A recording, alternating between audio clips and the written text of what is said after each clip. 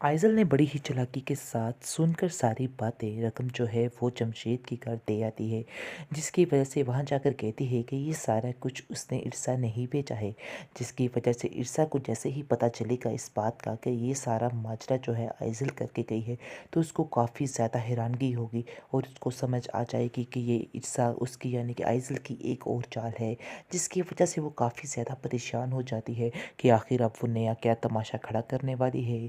उसको कुछ समझ नहीं आती है। वो अपनी दोस्त को कहती है कि तुम्हें नहीं पता था कि उससे मैंने किसी को इस बात का नहीं पता था, इसका मतलब है उसने मेरी बातों को चोरी से सुना है और फिर ये सारे पैसे दे के आई है। वो मेरी मर्ज़ी से पैसे नहीं दे के आई, आप लोगों को उसने नहीं दी हैं, जिसकी वजह से काफ़ी टेंशन हो सकती है। तुम नहीं समझती कि आइज़ल मुझे वहाँ से निकलवाने के लिए क्या क्या हरबे इस्तेमाल कर रही है, और अब उसने जमशेद का हरबा पकड़ लिया है, यानी कि हर बात पर मुझे इसका ही ताना मिलेगा। देख लेना, मैं घर जाऊँगी और मेरा क्या हश्र करेगी। वैसा ही होता है। जैसे ही वो घर जाती है तो वहाँ पर उसकी मुलाकात होती है आइज़ल के साथ, और आइज़ल को कहती है कि तुमने क्या हरकत की है।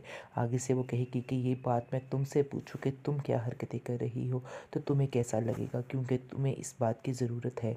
तुमने बहुत गलत किया है मेरे बाप के साथ, उसको पागल बना रही हो, बेवकूफ़ बना रही हो सिर्फ पैसे हथियाने के लिए।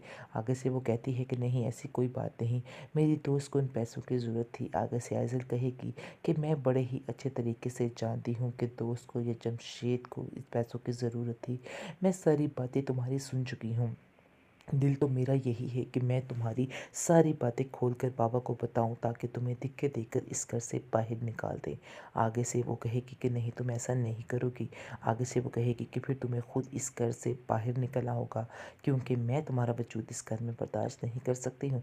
जिस पर वो कहती है कि ये ऐसा तो हरगिज़ नहीं होगा, मैं कभी भी इस घर से बाहर नहीं निकलूँगी, क्योंकि मेरा इससे कोई ताल्लुक वास्ता नहीं है। मेरी दोस्त को ज़रूरत थी पैसों की, इसलिए वो बात कर रही थी। आगे से वो कहती है कि ये वही लड़का है ना जिसका एक्सीडेंट हुआ था, तो तुम भागी भागी उसका पता लेने चली गई थी। आखिर क्या वजह थी? आज सारा ये पोल खुलकर ही रहेगा। आप देखेंगे कि बात बात पर उसको ब्लैकमेल करती है और कहती है कि तुम्हारी इस बात का जैसे ही मेरे बाप को पता चलेगा, वो तुम्हें दिक्के देकर इस घर से बाहर निकाल करेगा। ये बात अपने दिमाग में बिठा के रखना। इस पर इरसा कहती है कि बहुत ज़्यादा टेंशन में हूँ, तुम क्यों मेरा पीछे पड़ गई हो, यानी कि मेरी जान क्यों नहीं छोड़ देती, आखिर मैंने तुम्हारा क्या बिगाड़ा है। इस पर वो कहती है कि बिगाड़ा तो कुछ नहीं, लेकिन बहुत कुछ बिगाड़ रही हो और बिगाड़ने की कोशिश कर रही हो। तुमने मुझे चैलेंज चैलेंज करके बहुत ही गलत काम किया है। तुम ये बात अपने दिमाग में बिठा के रखो, क्योंकि मुझे चैलेंज करना कोई आसान काम नहीं है। अब मैं तुम्हें इस घर से जैसे धिक्के देकर बाहर निकालूंगी, तो फिर तुम्हें जाके समझ आएगी। आगे से वो कहेगी कि मेरा तो और कोई ठिकाना भी नहीं, तुम ये बातें ऐसे मत करो, प्लीज़ अपने दिल में जो बातें हैं वो सारी निकाल दो। मैं सब कुछ भूलने के लिए तैयार हूँ जो कुछ तुमने किया, और तुम भी भूल जाओ और मुझे एक्सेप्ट कर लो। आगे से वो कहेगी कि नहीं, मेरी ज़िंदगी में तो ऐसा हरगिज़ नहीं हो सकता, मैं तुम्हें एक्सेप्ट नहीं करूँगी, मैं कभी भी तुम्हें अपनी मामा की जगह नहीं दे सकती। आगे से इरसा उसको कहेगी कि अपनी माँ की जगह बेशक ना दो, लेकिन मुझे कमाल साहब की बीवी की हैसियत से ही इस घर में रहने दो और वही रिस्पेक्ट दे दो।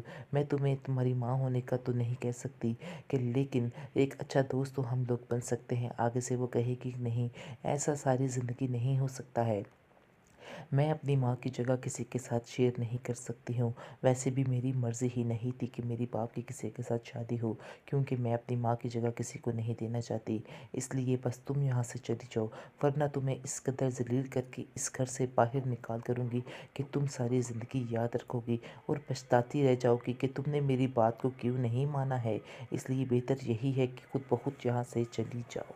ट्रॉमा से ऊपर किस एपिसोड में आप देखेंगे कि कमाल जो है वो काफ़ी ज़्यादा अहमियत देना शुरू हो जाता है ईर्षा को, लेकिन कहीं ना कहीं वो एहसास कमतरी में मुब्तला होता है कि वो उम्र में उससे काफ़ी ज़्यादा छोटी है। इस पर उसकी फूफो उसको समझाती है कि ये बातें अपने जहन में मत लाओ, अपने जहन से इस तरह की बातों को निकाल दो, इन बातों का कोई भी फ़ायदा नहीं है। अब वो ये समझो कि तुम्हारी बीवी है और ये बात तुम्हें अपने जहन में रखनी पड़ेगी, जिसकी वजह से कमाल जो है वो काफ़ी तसल्ली में आ जाता है।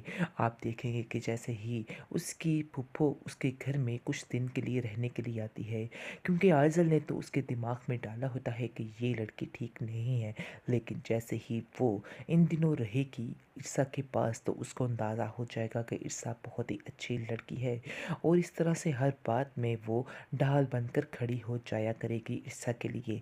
और ईर्षा को भी अपनी फूफो की वजह से काफ़ी सपोर्ट मिल चुकी है, और वो बार बार उसको कहती हैं कि तुम्हें कमाल का ध्यान रखना होगा, ये बात ध्यान रखना, और तुम दिल छोटा मत किया करो आइज़ल की बातों पर। वो अभी बच्ची है, बच्ची तो खैर तुम भी हो, लेकिन तुम्हें अब इस बातों का ध्यान रखना है। लेकिन तुम्हारी इस घर में जो हैसियत है वो तुम बड़े अच्छे तरीके से जानती हो।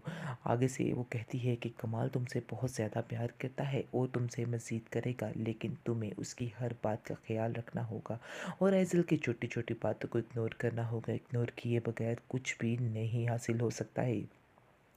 जिस पर वो कहती है कि फूफू जान, मैं आपकी सारी बातें समझ रही हूँ और मैं आपकी बातों पर ज़रूर अमल करूँगी।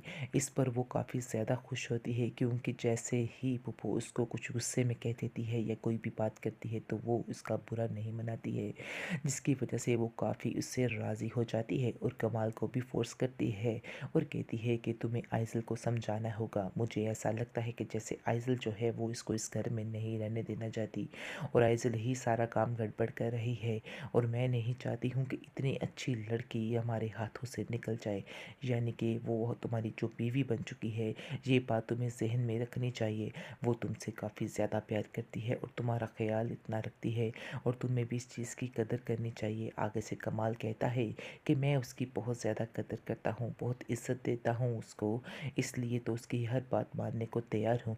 आगे से वो कहती है कि नहीं, इसके साथ साथ तुम आइज़ल को भी पूरा पूरा वक्त दो, ताकि आइज़ल को महसूस ना हो कि वो अकेली रह चुकी है। इस पर वो कहता है कि आइज़ल की अपनी जगह है और ईर्षा की अपनी जगह है।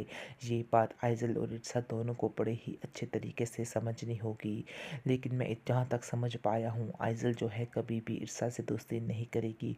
उसने कहा तो है मुझसे कि वो ईर्षा को दिल से कबूल कर चुकी है, लेकिन मुझे पता है कि ये इसमें कोई हकीकत नहीं है। वो उसको दिल से कबूल नहीं करती है और ना ही अपना कुछ मानती है, क्योंकि मैं जानता हूँ कि वो अपनी माँ से बहुत ज़्यादा प्यार करती है और अपनी माँ को आज तक भूल नहीं पाई है। जिस पर उसको कहती है ईर्षा कि आप फ़िक्र मत करें, आहिस्ता आहिस्ता सब ठीक हो जाएगा।